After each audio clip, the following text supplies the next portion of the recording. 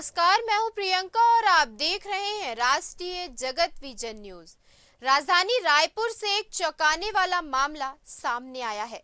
आर्थिक और सांख्यिकी विभाग की डिप्टी डायरेक्टर माया तिवारी से करीब 90 लाख रुपए की साइबर ठगी हो गई है। पीड़िता ने मार्च महीने में फेसबुक पर एक आकर्षक विज्ञापन देखा। दावा किया गया कि सरकार के समर्थन से कंपनी में निवेश करने पर 6 महीने में 2 गुना मुनाफा मिलेगा। विज्ञापन में वीडियो भी था, जिससे माया तिवारी को भरोसा हो गया। उन्होंने लिंक पर क्लिक कर रजिस्ट्रेशन किया और फिर शुरू हुआ ठगी का जाल।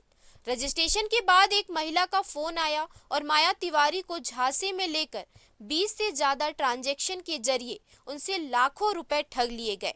पैसे वापस न मिलने पर उन्हें ठगी का एहसास हुआ और उन्होंने राखी थाना में शिकायत दर्ज कराई। अब इस पूरे मामले की जांच राखी थाना पुलिस और साइबर सेल की टीम कर रही है। फिलहाल राहत की खबर ये है कि करीब 20 लाख रुपए की रकम को होल्ड करा लिया गया है। लेकिन बड़ा सवाल ये है, सोशल मीडिया पर चल रहे ऐसे फर्जी विज्ञापनों पर कब लगेगी लगाम?